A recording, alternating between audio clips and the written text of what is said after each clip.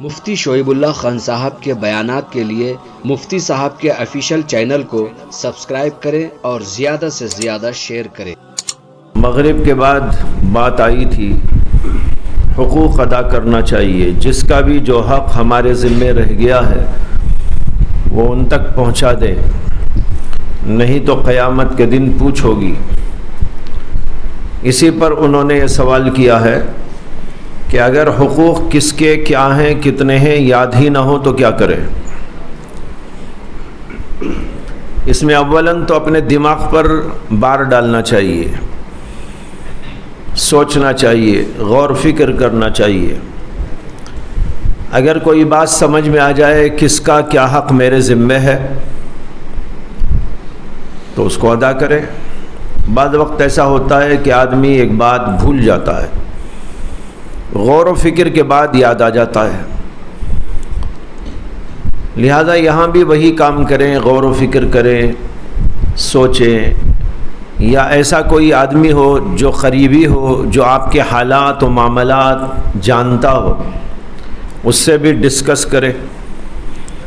پوچھ پاچھ کرے کہ بھائی دیکھو ذرا یاد کرو، میرا کوئی جو ہے ایسا معاملہ ہو، تم کوئی معلوم ہے وہ بتا دو۔ تو اس طریقے پر معلومات کرنے کی کوشش ہونی چاہیے، یہ پہلا قدم ہے۔ اس کے باوجود بھی اگر ناکامی ہو گئی، یاد ہی نہیں آیا، تو اب اس کے بعد یہ ہے کہ اگر مالی حق ہے، یعنی کسی کا مال لے لیا تھا، ادا کرنا تھا، ادا نہیں کیا ہے، تو وہ اب اسے یاد تو نہیں آ رہا ہے کس کا ہے کیا ہے،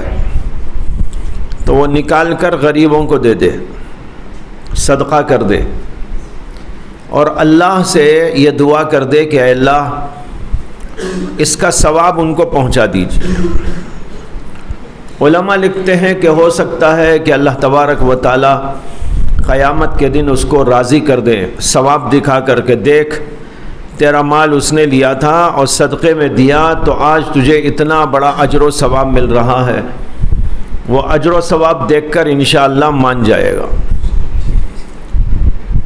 اور اگر حقوق سے متعلق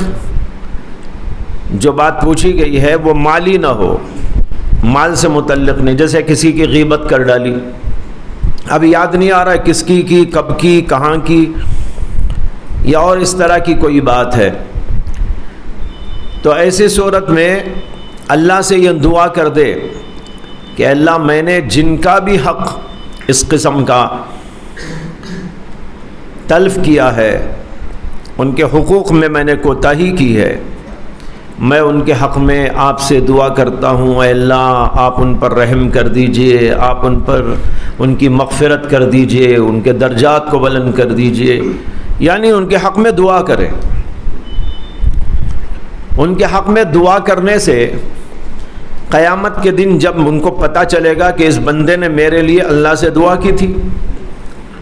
اور اس کے دعا کے نتیجے میں مجھے یہ اجر ملا، یہ ثواب ملا، یہ درجات کی بلندی ملی،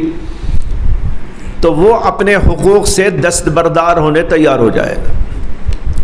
وہ کہے گا اس نے اتنی دعا میرے حق میں کی ہے لہذا میں بھی معاف کرتا ہوں۔ تو اس طریقے پر معافی تلافی ہو جائے گی۔ یہ اس صورت میں ہے جب کہ